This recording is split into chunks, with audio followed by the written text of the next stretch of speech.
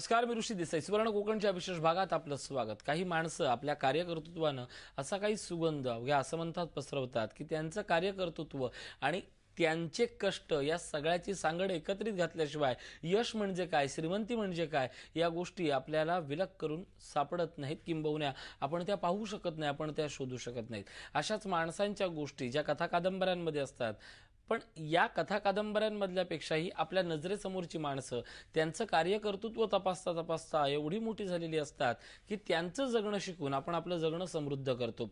दर दिवशी अशाच माणसांच्या कहाण्या आणि या कहाण्यांमधनं आपल्या आयुष्याची प्रेरणादायी केली जाणारी सुरुवात म्हणजे सुवर्ण कोकण. या कार्यक्रमाच्या निमित्तानं आपण अशाच व्यक्तींना भेटतो. आजही आपण भेटणार आहोत आमदार विजय सावंत यांना आणि त्यांच्याकडनं जाणून घेणार आहोत कोकण विकासाच्या लार्जर दॅन लाईफ संकल्पना काय आहेत आणि या संकल्पना वास्तवात येण्यासाठीची त्यांची धडपड ही कशा पद्धतीनं सुरू आहे. आमदार साहेब, स्वागत आपलं. साखर कारखान्यासंदर्भात आपण मागच्या भागात बोललोच होतो. मला सांगा, तुमच्या आणखीन अशा काही कल्पना आहेत म्हणजे सूतगिरणी संदर्भात कल्पना आहे, आपण कधी विचारही केला नाही, ती संकल्पना तुम्ही आणताय. मला एक आठवणीनं सांगावंसं वाटतंय की केवळ साखर कारखाना उभारला म्हणजे नाही, तर त्याची ऊस लागवडही प्रचंड मोठी केली आहे. सूतगिरणीची संकल्पना काय आहे आणि ही सूतगिरणी कोकणातल्या तरुणांना किती श्रीमंतीकडे नेणारी ठरणार आहे? सूतगिरण काढायचं मुख्य म्हणजे चालू करण्याचं मुख्य कारण माझं असं आहे, त्याचं कामही मी चालू केलेलं आहे. त्याचं कारण असं आहे की कोकणातला माणूस हा पहिल्यांदा गिरणीत होता. कोकणात माणूस बुद्धिवंत असल्या कारणाने त्या गिरणी चालवायचं म्हणजे एक साचा चालवणं असं आपण म्हणतो, मशीन चालवणं, त्याला बुद्धी लागत होती. बाकी माणसं सर्वसामान्य माणसाची गिरणीमध्ये काम करू शकत नव्हती. आणि कोकणातले कामं कुठं केली? पोस्टात केली, पोलीसमध्ये गेली आणि गिरणीत केली. कुठे हमाली करण्याकरता स्टेशनवरती गेले नाही, कुठे मिल ह्याच्यामध्ये गेले नाही, बंदरामध्ये गेले नाहीत. म्हणजे कोकणातल्या माणसाला बुद्धिवंत आणि बुद्धीतच काम करायचं असतं अशी माणसं होती. परंतु इथल्या मिल मालकांनी जेव्हा मिल झाल्या होत्या त्यावेळी त्यांनी तो विकास करायला पाहिजे होता, जे मशीन बदलायला पाहिजे, बदललं नाही. त्यावेळी मुंबईतल्या मिल सर्व बंद पडल्या आणि फार मोठी बेकारी मिल मजदूर लोकांवरती, मिलमध्ये काम करणाऱ्या लोकांवरती आली आणि ते बंद पडले. तर मी लहानपणी मुंबईतच असणारे पोलीसमध्ये वडील होते, पण मिल बंद पडली, तो बेकार झाला, घरी जाऊन राहावं लागलं, मुलं शिकू शकत नाहीत, अशा तऱ्हेचं हे होतं. तर कोकणामध्ये मिल का होऊ शकत नाही? जर वातावरण मुंबईतलं आणि कोकणातला फरक नाही, दमट हवा मुंबईत आहे आणि दमट हवा तिथे आहे. इचलकरंजीमध्येच तर म्हणतं सूतगिरणींचं किंवा कापसाचं किंवा कपड्याचं हब आहे असं म्हणतात. तर इचलकरंजी आहे काय? तर इचलकरंजीमध्ये कापूस पण नाही. तर ते आणतात कुठं? विदर्भातून आणतात. मग विदर्भातून आणून कापूस तिथे होऊ शकतो. हवामान दमट नाही, ते दमट स्वतः हवा करतात. मग आपण का करू नये? तर आपल्याकडे होऊ शकतं. तर नवीन काय ते प्रयोग करायची माझी इच्छा असल्याकारणाने होऊ शकते. पाहिल्यानंतर मी कन्सल्टंट लोकांना बोलवलं. एक गावकर म्हणून कन्सल्टंट आहेत, अरविंद गावकर. त्याने आता 140 मिलचं निरीक्षण केलं. अरे वा. त्यांनाही ते आपले ह्याचे आहेत, देवगडचे आहेत. त्यांनाही देवगडचे आहेत ते. त्यांनाही एक दुःख होतं, मी एवढ्या अखंड महाराष्ट्रात देशात मिल बसवल्या, कोकणात एकही मिल कोण करत का नाही? तर त्या माणसाने पण मला पहिल्यांदा अभ्यास करायला सांगितलं, साहेब ते चांगली मिल चालू शकते, आपण प्रयत्न करायला हरकत नाही. त्याच्यावर मी विचार केला, मग कापूस कुठून आणायचा? कारण लोकांना एक शंका, सूतगिरणीला कापूस कुठून आणणार? तर इचलकरंजीचा कापूस येतो होता 200-250 किलोमीटर लांबून येतो विदर्भातून. अच्छा. आपल्याकडे सगळ्यात चांगला कापूस आपल्या बाजूला जो होतो तो कर्नाटकमध्ये निपाणीला होतो. तर निपाणीला बेळगावमध्ये चांगला कापूस होत असल्याकारणे त्या ठिकाणी कोकाक म्हणून एक चांगला भाग आहे, बाजूचे पण इतर ठिकाणी त्या भागामध्ये जिल्ह्यामधून कापूस होतो. हा कापूस सगळ्यात चांगला आहे. त्याचा स्टेपल आहे 3 सेंटीमीटर स्टेपल आहे, म्हणजे लांबी 3 सेंटीमीटरची. ह्याचा आम्ही जाऊन अभ्यास केला आणि त्याचा गावकऱ्यांना अभ्यास होताच. ते माझ्या मनाची शंका काढण्याकरता आणि ते मिल चांगली चालू शकेल त्याकरता घेऊन गेले आणि त्याने मला दाखवलं. त्या ठिकाणी सगळी चौकशी केली, माल पाहिला, त्याची टेस्टिंग केलं, लॅब टेस्ट घेतल्या.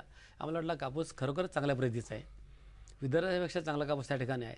आणि ते अंतर आपल्या कणकवलीपासून 173 किलोमीटरती. बरोबर. त्यामुळे 173 किलोमीटर कापूस आणून आपण मिल सगळे चालू शकतो. त्याचं वर्किंग कसं होईल हे मला गावकर साहेबांनी दाखवलं आणि ते दाखवल्यानंतर माझी खात्री आली का आपण या ठिकाणी करू शकतो. म्हणून आम्ही मिल बसवायचं ठरवलं. मिल झाल्यानंतर माझ्या डोक्यातल्या आयडिया, नुसती मिल केल्यानंतर सूत करून विकायचं तर ते जास्त होणार काय, 300-400 लोकांना काम मिळू शकेल. माझ्या डोक्यामध्ये जे आहे ते कोकणातला माणूस कोकणात राहायला पाहिजे. बरोबर आहे. त्याकरता मी त्याच्यावर ठरवलं, पण त्याच्यावरती कपडा करायचा, प्रोसेसिंग करायचं आणि प्रोसेसिंग रेडीमेड गार्मेंट करायचं. आणि सूत जाण्यापेक्षा रेडीमेड शर्ट जायला पाहिजे आणि ती शर्ट एक्सपर्ट क्वालिटीची करायची अशी गावकऱ्यांच्या डोक्यातली इच्छा आहे, अरविंद गावकऱ्यांच्या डोक्यातली. आणि ते आपण 100% पूर्ण करू शकतो. आणि ती रेडीमेड शर्टचं बाहेर जायला लागले, रेडीमेड कपडे बाहेर जायला लागले, तर आपण चांगला पैसा, कारण एखाद्या रॉ मटेरियलपासून फिनिश मटेरियल करत गेलं पैसे जास्त मिळतात आणि त्याचा फायदा कोकणातल्या लोकांनाच मिळेल. उद्योग तेवढे वाढतील आणि उद्योग वाढते, उद्योगाचं जाळं करण्याकरता एकाच ठिकाणी जर आपण हे मिल केलं की एका ठिकाणी रेडीमेड गार्मेंट केलं तर सर्व लोकांना काम देऊ शकत नाही. आपल्या नशिबाने आपल्याकडे आपल्या जिल्ह्यामध्ये महिला जास्त आहेत. बरोबर आहे. आणि रेडीमेड गार्मेंटमध्ये महिलांसारखा हात कोणाचाही असू शकत नाही. बरोबर. त्यामुळे महिला इतकं चांगलं शिवणकाम करू शकतात की विचारता सोयीवर चांगलं करू शकतात. आणि जे मनुष्यबळ पाहिजे ते कर्मधर्म संयोगाने सिंधुदुर्ग जास्त आहे, जे रेडीमेड गार्मेंटच्या आवश्यक आहे. मग ते काम करते वेळेस आपण एकाच ठिकाणी जर उद्योग काढला की एका ठिकाणी रेडीमेडचं हब केलं किंवा रेडीमेड गार्मेंटचं मोठं काहीतरी केलं तर ते चालू शकणार नाही. बरोबर. कारण काय होतं, समजा उदाहरणार्थ समजा आपण कणकवलीला कुठे कासारड्या ठिकाणी केलं तर लोक येणार कुठून कुठून. बरोबर. मग त्याकरता उद्योग त्यांच्या दारासमोर आपण न्यायला पाहिजे, ही माझी योजना आहे. आणि त्याकरता आतापर्यंत 5 ठिकाणी मी रेडीमेड गार्मेंटचे कारखान्याकरता जागा घेतली आहे. प्रत्येक जिल्हा परिषदमध्ये एक जर रेडीमेड कारखाना आपण केला तर आजूबाजूच्या 8 गावाची एक जिल्हा परिषद असते. बरोबर. म्हणजे आजूबाजूच्या 8 गावातल्या लोकांना आपण बसने आणू शकतो, त्यांना काम ते देऊ शकतो, काम झालं त्यांना परत सोडू शकतो. म्हणजे प्रत्येकाच्या घरात उद्योग जर केला तर कोकणातला माणूस घरचं काम करून घरचं खाऊन घरी राहून पैसे कमवू शकेल. ही माझी कल्पना आहे. आणि अशा तऱ्हेने ह्या रेडीमेड गार्मेंटच्या उद्योगात आणि सूतगिरणीमधून 18,000 लोकांना काम द्यायची माझी योजना आहे. आणि ते मी काम चालू केलं आहे. थोडंसं समजा 2-4-5 वर्ष लागतील, पण ही योजना करण्याकरता 5 ठिकाणी रेडीमेड गार्मेंटच्या जागा पण घेतलेल्या आहे, सूतगिरणीची जागा घेतली आहे, सूतगिरणीचं कामही चालू केलं आहे, सेंट्रल गव्हर्नमेंटच्या परवानग्या मिळालेल्या आहेत. आणि हे काम चांगल्या तरी होऊन हे रेडीमेड गार्मेंट हा उद्योग आपल्या कोकणात चांगला होऊ शकतो. नक्कीच. हे झालं गारमेंटच्या किंवा मोठं असं स्वप्न सूतगिरणीचं जे तुम्ही पाहिलं नाही आणि ते वास्तवात उतरण्यासाठी तुमची पूर्ण धडपड सुरू आहे. मला सांगा, असाच आणखीन एक फार मोठा बिझनेस म्हणजे वायनरी बिझनेस, आणि या संदर्भात आपण स्वतः मुख्यमंत्र्यांकडे धडपड करतायत. वायनरीकडे आपण केवळ फक्त नाका मुरडतो, पण वायनरीचं केवढं मोठं व्यापक क्षेत्र आहे. आणि हे क्षेत्र आल्यानंतर एक उद्योग म्हणून जर त्याच्याकडे निरपेक्ष बुद्धीनं पाहिलं तर त्यातनं मिळणारी श्रीमंती किती मोठी आहे. सांगतो मला, वायनरी हा दारू नाही आहे. लोकांचा एक गैरसमज आहे वायनरी म्हणजे दारू आहे. मी तर अल्कोहोल कुठलाच घेत नाही, म्हणजे जेव्हा मी वाईनही घेत नाही, दारूही घेत नाही. तर मला म्हणजे लोकांना वायनरीमध्ये का बोलतो, वायनरीवरती मी अभ्यास केला. अभ्यास करायच्या वायनरीवरती टॅक्स माफ करण्याकरता मुख्यमंत्र्यांना सांगायला गेलो होतं. आपल्याला माहिती असायला पाहिजे की आपण कुठल्या उद्योगाला प्रोत्साहन देतोय, हे अत्यंत आवश्यक, हे आवश्यक आहे. म्हणून मुख्यमंत्र्यांना मी समजावून सांगितलं, मुख्यमंत्री महोदय ह्याचे तुम्ही टॅक्स माफ करता, तुम्ही ह्याला नाशिकला करू शकता द्राक्षांना, तर कोकणाला काय आहे, तुम्ही या कोकणावर अन्याय करताय. मुख्यमंत्री साहेबांनी सांगितलं मी 100% ह्याच्यावरचा टॅक्स माफ करणारच बिफोर डिसेंबर. बरोबर. हा टॅक्स माफ केला तर मला फायदा का होईल. जर समजा आज लपून छपून बिचारे घाबरून काही असं म्हणून उद्योग करतायत, असे आज मी पाहिले तर कोकणामध्ये 8-10 उद्योग जे करतायत. बरोबर. त्यांच्याबरोबर मी सगळ्यांचा विचार केला. आमच्या कुडाळमध्ये एक परब म्हणून करतायत, ते जांभळावरनं त्यांनी चांगली वाईन तयार केलेली आहे, अतिशय सुंदर आहे. बरं. जर करवंदाची वाईन केली, आज हिमोग्लोबिन कमी झालं, जे लोकांना कुठले आजारपण येतात, हिमोग्लोबिन आजारपण येतात. हिमोग्लोबिन कमी जर रक्तात असेल तर सगळे आजारपण येऊ शकतात. ते काढण्याकरता करवंद हे त्याच्यामध्ये रामबाण उपाय आहे. करवंद वाईन प्यायल्यानंतर ताबडतोब हिमोग्लोबिन वाढतं. मला असं वाटतं की त्याच्या संदर्भात करवंद वडी म्हणून येते, पण त्याच्यापेक्षा काही पटीनं वाईन काम हे जास्त, कारण ही कोल्ड प्रोसेस असल्यामुळे त्यातले व्हिटॅमिन्स जात नाहीत. मेन म्हणजे आपण दारू जर केली, फेनी बिनी कुठली दारू करायला तर हॉट प्रोसेस आहे. बरोबर. हॉट प्रोसेस म्हणजे आपण त्याच्यात काय ते घेतच नाही, आपण त्याच्यापासून ते अल्कोहोल तयार होतो, तर आपण बाष्पीभवनाच्या रूपाने घेतो. बरोबर. आणि आतलं सगळं व्हिटॅमिन्स जे असतं आपण ते फेकून देतो. बरोबर. मोलॅसिसच्या रूपाने किंवा मोलॅसिसमधला जो करता रूपाने. तर हे वाईन हा कोल्ड प्रोसेस असल्याकारणे वाईन उद्योग हा लहान उद्योग होण्याकरता आहे. हे घरोघरी उद्योग होऊ शकतात. 5-10 मुलं एकत्र येऊन करू शकतात. एखादा शेतकरी करू शकतो. शेतकरी खराब झाले, आता आंबा खराब झाला, आंबे पिकले जास्त, खाली पडला तर डाग पडतो. डाग पडलेला आंबा कोणीच घेणार नाही. बरोबर. मुंबईत तुम्ही घेणार नाही, मी घेणार नाही, पण आंबा फेकून द्यायचा का, शेतकरी खाणार किती. तर शेतकऱ्याने आंब्याचा रस काढला आणि त्याला फर्मेंटेशन केलं, त्याची वाईन होऊ शकते. हो. म्हणजे आंब्यापासून होऊ शकते. काजूची फळं कोण घेत नाही. आज 5 लाख फळं वेस्ट जात आहेत. त्या फळांना 5 लाखाचं नाही म्हटलं, लाखाचं तरी समजा उद्या वाईन तयार व्हायला लागलं, लाख टन फळांचं, तर लोक किती त्यांना पैसे मिळतील, म्हणजे घरोघर पैसे येतील. म्हणजे हे जे सगळे मार्ग आहेत हे पैशाकडे नेणारे, श्रीमंतीकडे नेणारे मार्ग आहे. पण आपण आपल्या निसर्गाचा आणि कालपरत्वे होत असलेल्या बदलांचा विचार केला नाही. त्यामुळे श्रीमंतीचे जे ठराविक मार्ग आहेत त्यापेक्षाही नव्या वाटा न शोधल्यामुळे निसर्गाचं नाही पण निसर्गापेक्षा कैक पटीनं आपण आपलं स्वतःचं नुकसान करतोय. याच निसर्गावर आधारभूत असणारी जी सगळी अर्थव्यवस्था आहे ती केरळमध्ये आहे, पर्यटन दृष्ट्या आघाडीवर असणाऱ्या प्रत्येक राज्यामध्ये आहे. मग आपल्याकडे का असू नये. याचं सरकारला दोष न देता आपण आपल्या वैचारिक बुद्धीला दोष दिला पाहिजे की आपण हे का केलं नाहीये. अर्थात ही वेळ आजपर्यंत जरी गेलेली असेल तरी यापुढे मात्र नाही आहे, कारण आपण याच पद्धतीने विचार करतोय आणि तुम्हालाही तो विचार करायला भाग पाडतोय. एक छोटासा ब्रेक घेतोय. पाहत राहा सुवर्ण कोकण, सामर्थ्य कोकणाचे.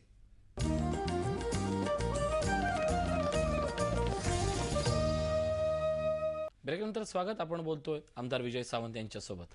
सावंत साहेब, मला सांगा, एकूणच जर सरकारी दृष्ट्या किंवा एकूणच कोकणचं जर स्वरूप पाहिलं तर आणखीन असे कोणते कोणते वेगवेगळे उद्योग आहेत जे इथे होऊ शकतात आणि त्यातनं फार मोठी इंडस्ट्री निर्माण होऊ शकते? कसं आहे, मी तर तैवानला गेलो मी पाहिलं. तैवानमध्ये मासे जे आहेत ते आपण माशाचे आपले फिशरमॅन जे आहेत आपण त्याकडे गाबीत म्हणतो, इथे कोळी लोक म्हणतात. ते लोक मासे काढतात, समुद्र आपण घेतो पण समुद्र आपण देत नाही, काहीच देत नाही. तर हा उद्योग जर सरकारने त्याला प्रोत्साहन देऊन जर केला, म्हणजे माशांची पिल्लं बाहेर वाढवायची आणि समुद्रात सोडायची, म्हणजे ऑटोमॅटिक ते माशाची उत्पत्ती वाढेल. कारण मासा खाल्ल्यामुळे लोकांना प्रोटीन मिळतं आणि मासे खाणारे लोक खूप आहेत. जेवढं पाहिजे तेवढे मासे मिळू शकत नाही, कारण की आपल्याकडे जी उत्पत्ती फार कमी होते. उत्पत्ती वाढवताना बाहेर जर निमखाऱ्या पाण्यामध्ये माशाची आपण तलाव केली आणि ते मासे समुद्रात सोडले तर फार मोठं उत्पन्न येऊ शकेल. आणि त्याला सरकारने असे बाकी लोकांना दुष्काळाला पैसे देणं, ह्याला पैसे देण्यापेक्षा अशा तऱ्हेने उद्योगाला पैसे दिले तर त्यामुळे एक्सपोर्टला पैसे मिळतील, शासनाला टॅक्स मिळेल, लोकांना खायला चांगल्या वस्तू मिळतील आणि हा उद्योग कोकणात चांगला होऊ शकतो. कारण कोकणामध्ये खाड्या खूप आहेत, खाड्याचं सबसाईल वॉटर मिळू शकतं. नंतर रंगीबेरंगी मासे आज जर पाहिलात तर खूप मोठं डिमांड, ऑर्नामेंट मासे जपानमधून इकडे येतात. जपानमधून इकडे नंतर मासे लोक शोभेच्या मासे पाळू शकतात. तर आपल्याकडे का होऊ, आपल्याकडे चांगल्या तरी होऊ शकतं.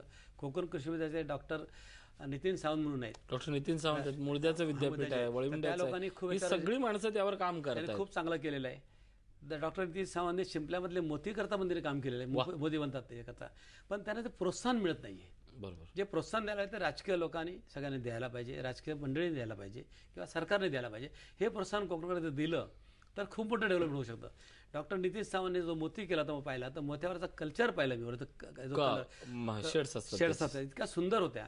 परंतु त्याला वरती डेव्हलपमेंट करण्याकरता रिसर्च करता पैसे द्यायला पाहिजे, दिले गेले नाही. तो त्याला त्या नितीन सावंतने थांबवावं लागलं. म्हणजे आपल्याकडे एवढी मोठी उत्पत्ती सगळ्यात होऊ शकते. रंगीबेरंगी मासे, तुम्हाला सांगितलं वाईनवरती उद्योग आपल्याकडे खूप आहे. टुरिझम चांगलं होऊ शकतं.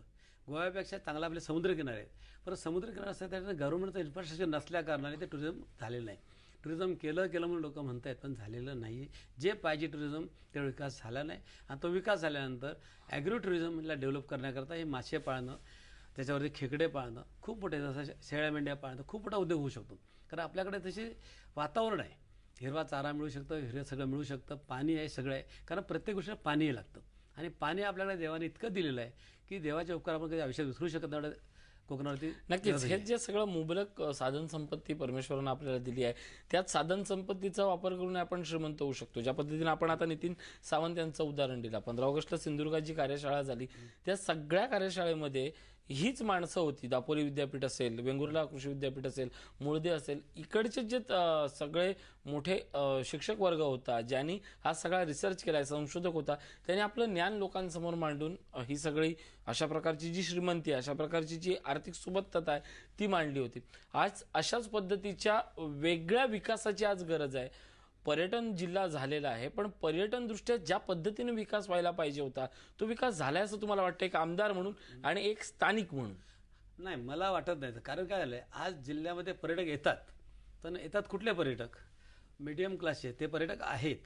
परंतु पर्यटक उद्योगामुळे पैसे मिळून तो श्रीमंत व्हायला पाहिजे.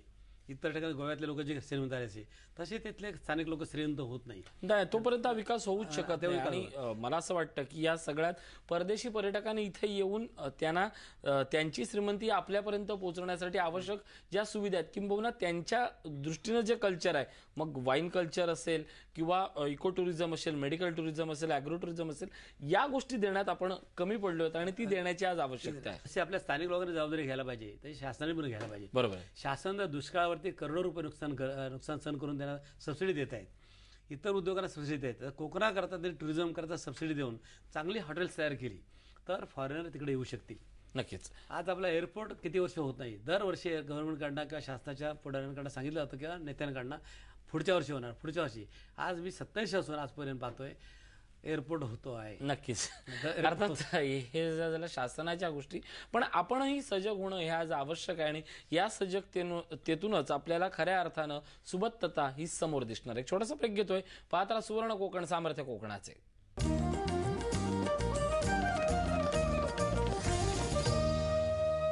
ब्रेकनंतर स्वागत. आपण बोलतो आमदार विजय सावंत यांच्यासोबत.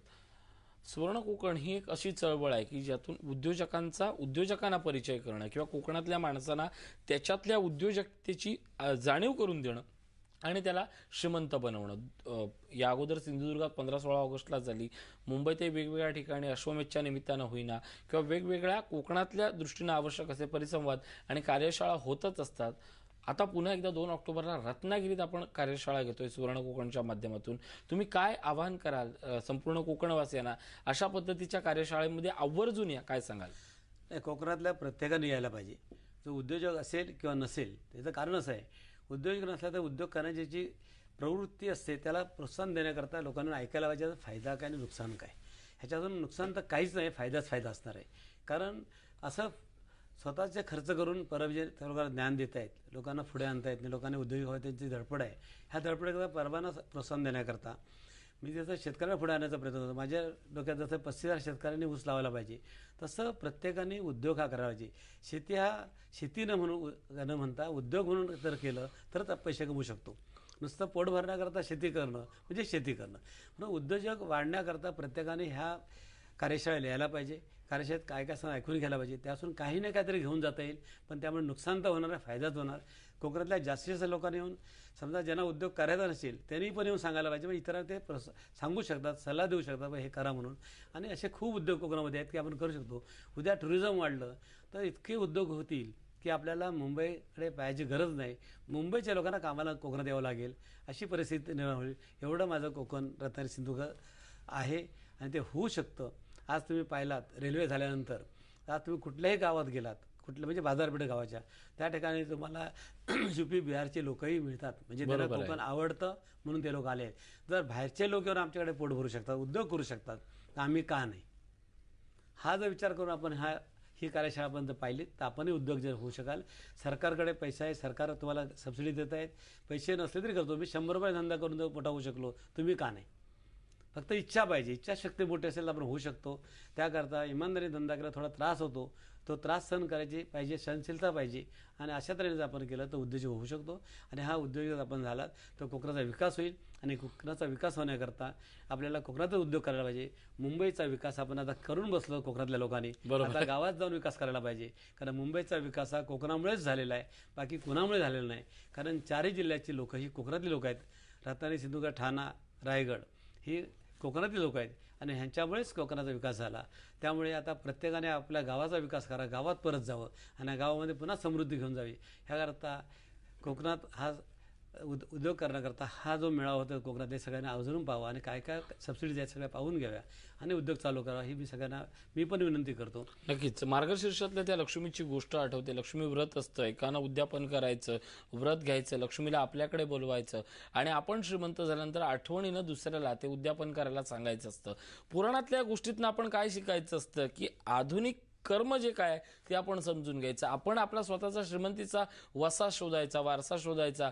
या महानगरांमध्ये येऊन कामधंदा शोधताना आपल्याला गरजेपुरती आपल्याला श्रीमंती प्राप्त झाल्यानंतर पुन्हा आपल्या मूळ ग्रामी जाऊन आपल्या नातलगांना, प्रियजनांना त्यांना श्रीमंत करण्याचा, त्यांना त्यांच्याकडे लक्ष्मी फॉरवर्ड करण्याचा हा वसा आपण घेतला पाहिजे. काळाप्रमाणे लक्ष्मी व्रत हे आपण असं स्वीकारलं पाहिजे. आपण अशाच एका लक्ष्मीपुत्राशी हा संवाद साधला. पण लक्ष्मीपुत्राशी संवाद साधताना त्यांच्या वाणीतनं बोलत होती ती सरस्वती आणि विज्ञान, आजचं जगण्याचं, यशाकडे जाण्याचं खरं सूत्र. सावंत साहेब, तुम्ही इथं आलात, खूप सुंदर मार्गदर्शन केलं आणि एखादं मोठं स्वप्न पाहिल्यावर ते स्वप्न पाहण्यासाठी तुमची दूरदृष्टी पण किती मोठी लागते, या सगळ्याबद्दल खूप सुंदर मार्गदर्शन केलं. आभार.